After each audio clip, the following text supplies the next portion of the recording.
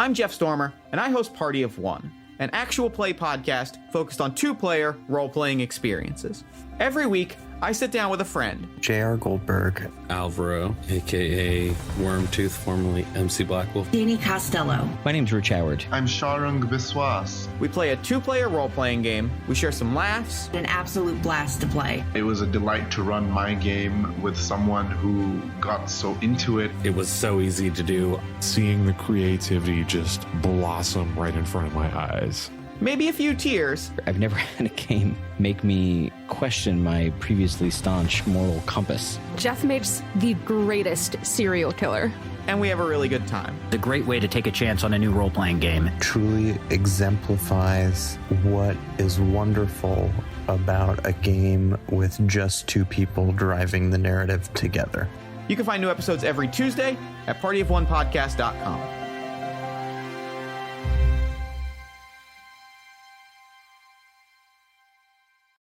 Hey people, this is Aram.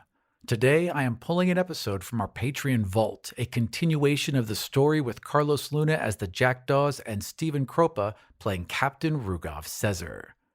Before we get started, I wanted to give you all some Godsfall updates. First, I am pushing back the Kickstarter launch for Rise of the Demigods until Monday, July 30th. I am having emergency dental work done pretty much all day Monday and Tuesday, and I want this project to have my full attention when we go live. So again, that's Monday, July 30th at noon Central for the Rise of the Demigods launch. Don't worry, I'll be reminding you all of that day many, many more times. Now let's get back to the show.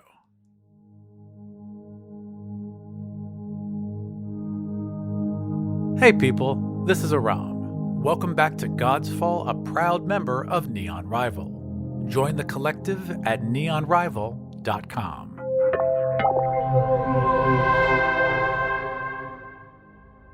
When we left Captain Rugov, he and his crew had taken the three Jackdaws, including their newest member, Braneck, captive, locking them in a well-appointed cell below deck.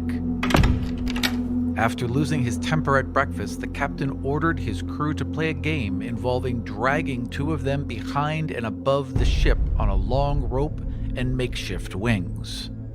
When one of the crew crashed into the sea, the Jackdaws sprung into action and saved the man's life.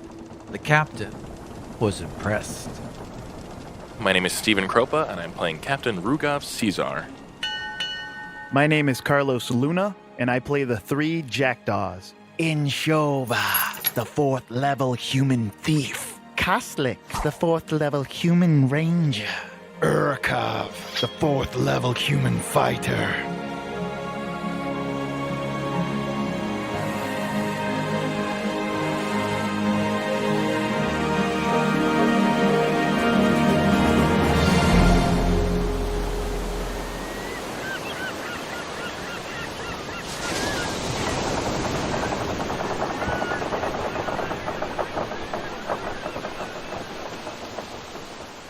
Well, a savior's dinner, I would think. Or lunch. I don't know. What time is it? You just said breakfast. Right. So it's like, 9 a.m. Savior's brunch it is. He goes up, and as we walk past, like outside of the guest quarters, and we walk out, you guys look over and you notice that those iron barrels are missing. Oh. Yeah. Okay. And we go back up to the galley, and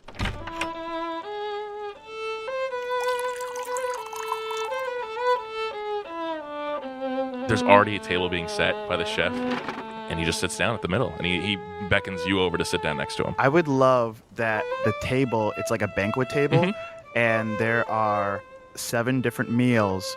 Depending on how you felt that day, you would sit in front of the meal that you wanted to eat. Like they prepare it. Yes, there's the main entrees there, and I look at them over, and he's like, yes. And he sits down and goes, fish again. And then they take all the plates away, and then they come back with everything else. All right, so you all sit down to eat. Yeah. It's just the captain and you three. Oh, wow. Yeah. There are people in the mess hall eating, but this is in the middle. This is in the middle of the ship. Is I just think the captain and you three. Narden right? is there as well. And Narden's on always, your side. Yeah, he's always on my side. Yeah. Okay. Yeah. Is he like standing behind you, or he's just sitting next to me? He's like the same thing, kind of how you guys are eating off each other's plate. We do like that reach over, like we don't mind reaching over each other's plates and things like that. Except Narden never takes from your plate. Neither of us I don't take from his plate either, but we don't mind the reach over. We don't mind we don't even have to ask for something to be passed. We already know, like if I give a little look, he already knows I need more salt. If you're eating fish, he knows you need salt. Right. It's there before you even sit down. Yeah. I want to roll an investigation for the trio. They want to be useful. They want to be seen as useful because they know this is a fickle man and he tires of his toys quickly. They know if they could be useful on this ship and make their way out of this cell somehow and make themselves useful, they will last longer on this ship. So 17, and 6. Maybe not so much Braneck. This isn't really his game. The other two, though, are very, very used to exploiting every opportunity that comes to them. They're survivalists, too. Absolutely, they are survivalists. And every single thing about this captain says that he spends a lot of money. A lot of money. If he's running smuggling, he's spending a lot of money. The lavish ways that he just not even entertains, really just enjoys day-to-day moments. Yeah. I mean, everything is expensive and probably too expensive for what you've seen so far. Probably too expensive for the job operation he has. Yeah, there's just some numbers not adding up. Either he's running a large debt or he's just breaking even, but it's just too much money is getting spent here. So if you're looking for a weakness, you think it's money. We noticed that the ironwood barrels were missing. Yes.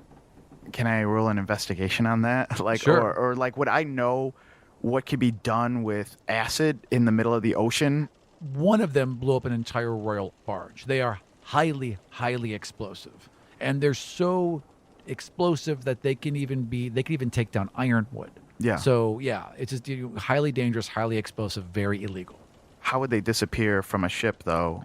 They could have just been moved somewhere. I mean, there's multiple decks on this ship. They just I don't know why there's I a thought couple of rooms. It disappeared. I thought maybe they're too big to move. I don't know. I think of a barrel of beer. I was thinking like a big vat of a bourbon barrel or something. Gotcha. Exactly. Okay, something you could roll on its edge. Gotcha. Right? That makes a 50-gallon barrel. That makes sense. Yeah. As they're eating, Urkov looks over at some of the men in the mess hall, and men on boats, like pirates that have been out to sea, are worn out like men. You know what I mean? And he is this strong, athletic, whatever. Bronze, crisply shaven and dressed. Like athlete, like a gladiator. He's like basically a gladiator. And Urkov, in Shova, I want to make it so when the Jackdaws talk, they can talk individually, but it's kind of like handing someone the wheel. Like it's kind of like in Shova would have to turn off so like Urkov can like turn back on and take the wheel. You know what I mean? They're like when they have a conversation, it's when they talk with each other, it's in a round. Yeah. If they want to talk outwardly, two of them have to be quiet so that one can talk. Exactly. Yeah. So they all focus. And somehow Braneck is kind of doing that, but at the same time, a little catatonic. Like he's someplace else, like the entire time. There is no urgency at the ship. He knows what this ship is. There's no fright or flight in him. And there should be. Like there's definitely cause for it. It's just not registering for him. As you're sitting there across from him and you're eating, you notice after a moment that Braneck has a little, and maybe he always had it, but he's got a little like rogue silver in the front, like right where his widow's peak is. There's just this like shock of silver now that's running through his hair. Maybe he always had it, but is it hair or is it silver? Oh, it's definitely hair. Oh, okay. Like, it's silver like, hair. Okay, like he's got like a dark brown hair, but now he's got this run of silver right through the front of it. Like Rogue from X-Men? Exactly like Rogue from the X-Men, yeah. Urkova is just shoveling food in his mouth. Weak men, weak arms, weak ship. All right. Well, I think you're done with your meal. And he takes his plate and starts pulling it away. He shovels the last forkful, like an entire steak, into his mouth. Lucky you found in Shova. Strong. Size of 3 men here. And like slams his fork down on the table. I mean, I'll take someone who's pleasant more than someone who's 3 times as big. A million pardons, Captain. What he lacks in brains, he makes up for in brawn.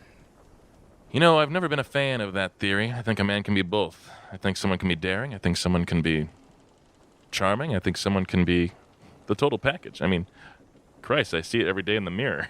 I agree, Captain. You definitely have all those qualities. You know, you remind me of a friend of my father's. You know, he only had one way to move throughout his life, and it was always up and down with his head, always up and down. Yes. Sorry. It's all mine. It's on me. And a man who takes that much burden, well, his back's gonna break. You need to loosen up. All you boys need to loosen up. Okay? The world is not that dreary. It's not that frightening. No. We are men of Kadar, yes, of course. As he says, the world isn't so frightening. It's Braneck looking at all the horrors that he's seen on the battlefield, all the horrors that has been done to him, all the betrayals and torturous things that has happened in his life. Yes, we are men of Kadar. What do we do with that, you know? Think about it. I'm not asking. I'm saying just think about that. We sit atop these wooden water horses, as I like to call this ship, and we make what we can, all right? I'm making do with what I can here. Do you understand? Yes, I believe I understand. And I will make do with what I have as well. And how can we help you? It's not about helping me, it's about helping yourself. No. I'm here to help every one of my fellows, and in turn they help me. So we would help you. Right, but it's not a servitude thing. You're not beneath me unless you feel that is your best role, but I will never have you in that place. Oh, I believe I understand now. We need to find our own place. Yes, here in the world, in a lover's bed, wherever that may be. Wait, what? In a lover's bed? Oh. Have you not shared a bed with a lover? Of course. Well, then, of course, you know that's a perfect place to find yourself. It's just a weird train of thought that you had there. He looks at Nard and he's like, "Is that weird? Was I being weird?" No, not all, sir. Yeah, no, it's second brunch. Of course, it's not. That's perfectly fine. The chef from the back, second brunch! Second brunch! Oh, wait till you have our orange juice. It's not that orange. It's perfect.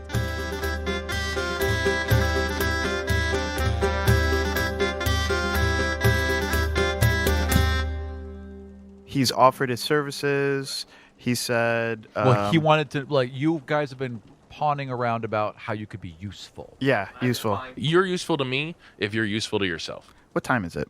Like, time is in the game? Yeah, in the game. I would say it's now about 10 a.m.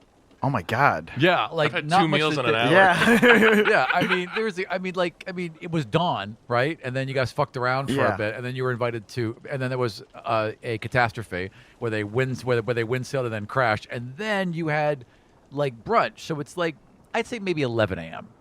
How many days does it take to get Port Bliss? 4 days. It'll take 4 days to get to Port Bliss. 4 days of fun in the sun. The Jackdaws here, you're useful to me when you're useful to yourself. They know they're at least 4 days out from Port Bliss. And it's almost like a movie where it's just like black screen, white text, and it just says 4 days, you know, like right on the screen. And they know they just have to survive on this ship and not fall victim to this captain. Day 1. The boat itself is a prison. Yes. Even outside of their own the implication. cell. Mm-hmm. Yeah. Even outside of their cell, it's still a prison. Yep. They're trapped by the ocean. No matter what they do on this ship, they aren't free until they hit land or they have their own ship. The plan is make it to Port Bliss and find their own ship or find their own way to make it to the north. I think over the next there's 4 days, there's 3 of them. Each day I will find one of them and I will just be like, oh, hey, you could, that's who I'm looking for. That kind of thing. What are we doing during these days? I say that you have been rotated into you're the crew. rotating the crew. Okay. So your first mate, Narden, knows you well and immediately puts the three of them on a work crew, separate from each other, though, doing different jobs at different times to keep them off balance. Urikov is an ox of a man, so they put him down in storage, moving around barrels and boxes. Inchova is thin and agile and a really good climber, so they put him up in the sails, tying down ropes and mending rips. And Braneck is a soldier, so he's given a weapon and put on watch.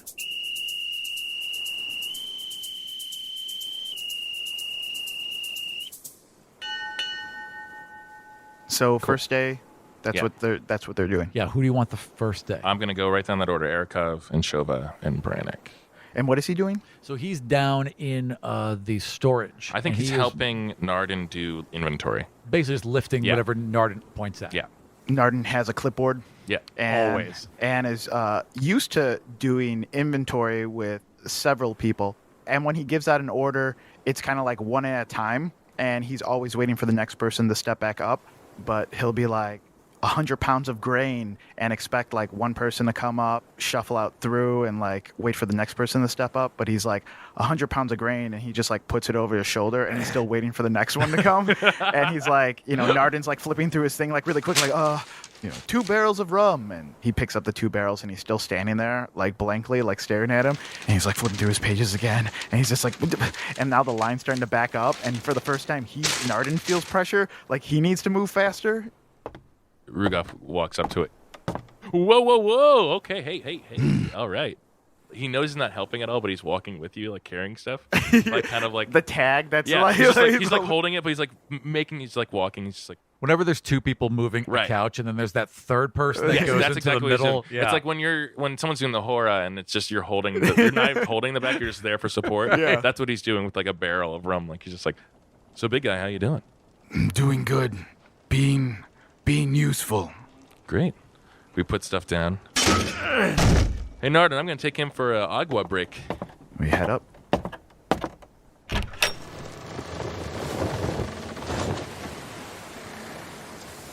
Why don't you tell me something about yourself? We'll play a game. What's it called? It's a game. You tell something about yourself, I'll tell you something about myself. Okay. In that moment, he's still connected to everyone. His outside exterior does not match the panic inside. So in his mind's eye, he's kind of like, it's a guy who lost something in a messy room, basically, like looking for things. Like everything is so cut and dry. It's basically like Hulk smash in this guy's mind, No one is interested in what he thinks ever. In this moment, Braneck and Inchova are trying to help him. I miss the running. I miss the sport. I'm a cart here. I'm not useful. I miss the roar of the crowd.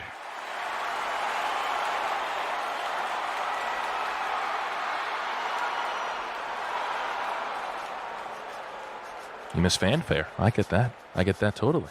You might surprise you, but before I was a captain here, my father sold me off. Little magic tricks and things like that. I was quick with my hands and, well, some people paid some big pennies and big coins for somebody of that skill set. As mad as I was at him, I did miss the cheering. Just like you, I missed the fanfare. You and I are not that different. In his mind's eye, Braneck and Inchova are hands on his shoulder, and they're whispering in his ear, "You and I are not that different." You and I are not that different. I know, I just said that, so it's pretty clear. Slams these barrels down, drops this huge sack of grain, and there's a bunch of different barrels down here, and a couple of the barrels are water, just storage water, fresh water for the crew to drink, and your eye just glances over at them, and they're all frozen solid. And when you do a double take, it's just water sloshing back and forth. You're not cold, are you? Is he cold? It's late summer. No. And he wipes sweat from his forehead. Sweat does cool you down, but all right, never mind. Don't want to explain sweat to you. Yeah. So that day goes by. Yeah. Day number 2. and who's the next one on the list? Anchova. He is up on the deck in the rigging, tying really intricate naval knots and pulling in sails and whatnot. And he's like tying a knot at one point. He goes to move to the next one, and Rugov like runs past and like ties the one really excited. He goes, "Ah, beat you." You are very quick, sir. And he's undoing his knot because it was like literally like bunny ears around. It's the most useless knot. Useless knot ever. And it's like a very like necessary rope, that someone will die. Would kill half the crew. Yeah, exactly. It's like, I wish I could be as skillful as you are. You should give yourself more credit. Yes, I am working on that since you had mentioned it the other day. Right. I mean, I used to be just like you, until I rose the ranks, until I found inside myself something to call my own. I didn't need parents or anything to give that to me. I didn't have to inherit anything like that. I made my own. You didn't have parents? I don't know if the big guy told you, but no, my father sold me off at a very young age. In Anchova's mind, it's his voice saying these things. I was quick with my hands. I could do tricks and... I was always quick with my hands. Things with cards and coins and stuff like that. Card tricks, these sorts of things. It's playing out as if he's saying them while the captain's saying it. And until I, picked the pocket of the wrong man. He's a naval officer, and he saw something in me, I guess, and he did sock me one to it, and I kind of keep that legacy going, but he gave me my first job on a ship, and, I learned it well. And here you are, in charge of all of this. There's something about your hands that I can see in my own. There's a deftness to them. There's a lightness. A lot of people have theirs lumbering against the side as if they're not their own entities. But hands can do the God's work if you know how to use them right. He looks at his fingertips. His fingerprints have been burned off. So you can't be traced or they can't leave a mark or whatever. Burned off with acid. Yeah. This is melted off. It's a thieves' print. So there's no defining mark on his hand. In his mind's eye, Rugov and Braneck right behind them don't move, but their eyes just look down as Anchova puts his palms on his knees face up and looks down at his own fingertips. He sees the captain's hands in his own hands. He's like, I don't know if you've seen this, but I had to make my own mark in more ways than one. And he shows them his thumb. His thumb's fingerprint has been burned off, but he cut a very specific design on his thumb. Because this is what I seal my letters with. I made my own mark. I think you should too.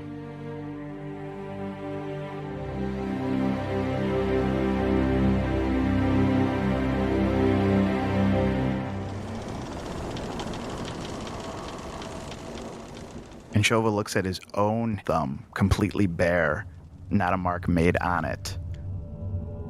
A blue light rips through the flesh and crackles around, and the entire digit just turns into a solid block of ice, and there's what looks like a fang outlined on your thumb, and then you blink, and it's just your thumb. In the mind's eye, Braneck and Rugov look at each other, just side-eye each other at what's going on. Anchova, he doesn't show that he's startled by that, but a lot of mixed emotions right now happening and a lot of doubt. The idea of a rogue or a thief is to be hidden, remain hidden, and the idea that this other rogue or this other thief could have found power in showing his presence, in that everything that he does goes against a rogue's code of being invisible. Basically the opposite of a ninja. You know what I mean? Yeah, he's the anti-ninja. Far more clown than ninja. Well, he's hiding in plain sight. Yeah. That had never crossed his mind. The same idea that victory has crossed Braneck's mind in the last couple days. The idea of being seen for your virtues and victories rather than survival. While Braneck was winning victories for other people, in Anchova, in the animal kingdom, there is no showing off when you survive. You just get to live. Yeah, life is its own reward. But now there's an idea in his head.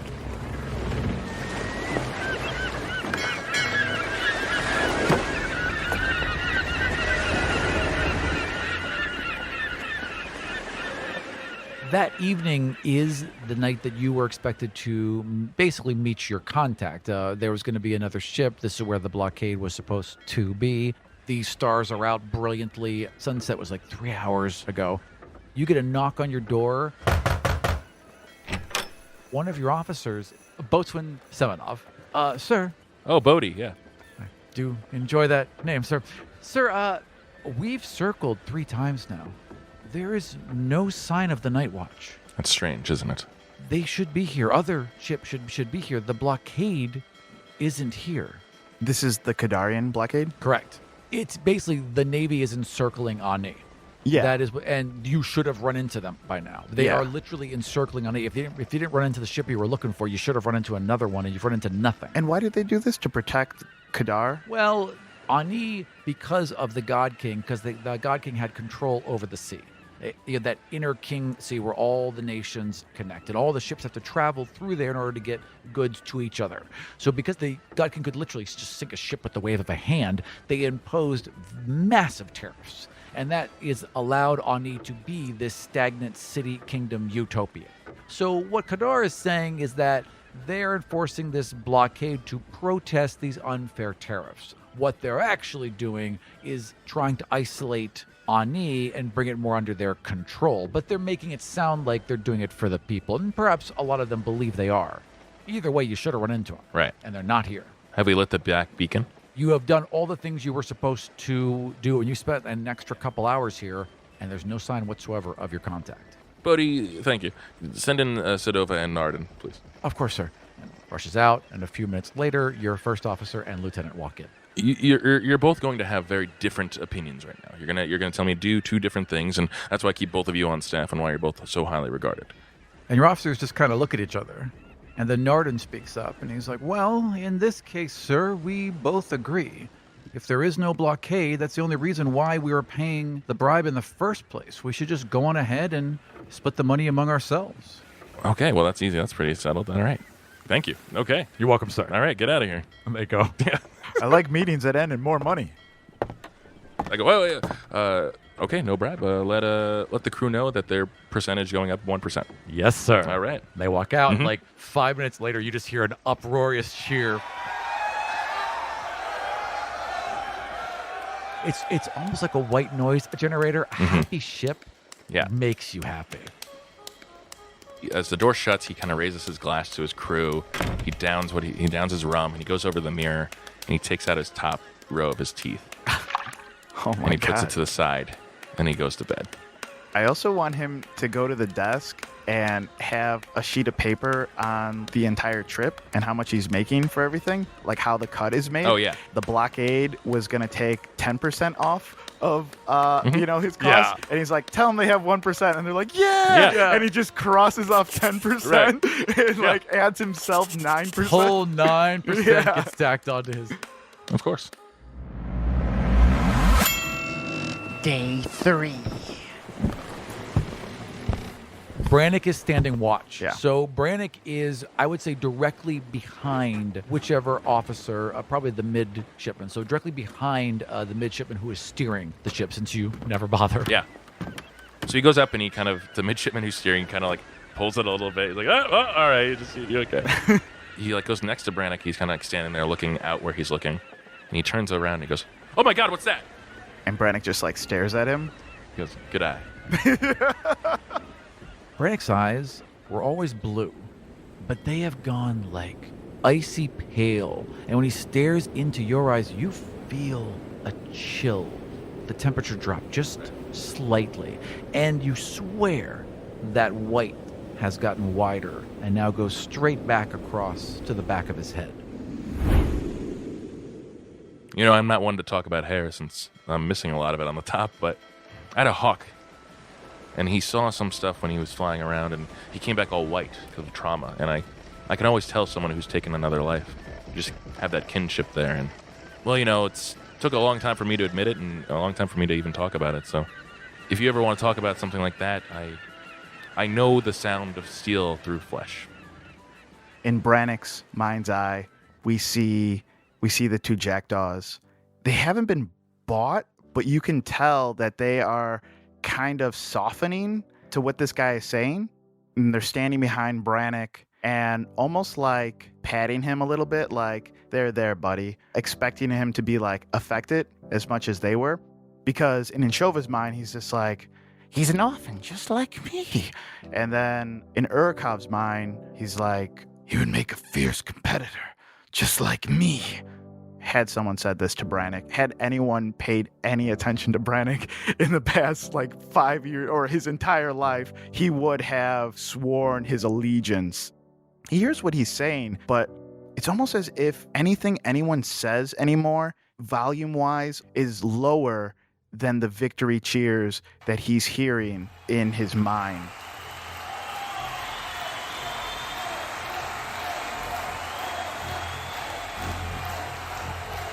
It's all a distracting buzz. Yeah. They're all like, he's this just like me, he's that just like me, and Braneck's like, he's a liar just like them. Exactly. For the first time in his life, honest about what he's doing and not just being the sacrificial lamb. And Braneck says, I want your ship. Thank you for joining us for this Godsfall side quest, Surviving Sezer. For my DM's notes about this episode, behind-the-scenes videos, early previews of future episodes, and a ton of other bonus content, head over to patreon.com/Vartian. Rise of the Demigods launches Monday, July 30th at noon Central, and all previous Kickstarter and Backer Kit supporters will get an early preview. For more information, follow Godsfall DC and Demigodsfall on Twitter. So thank you for listening and supporting Godsfall, and we'll see you Monday, July 30th when we launch the next chapter of our story in the world of the Five Kingdoms.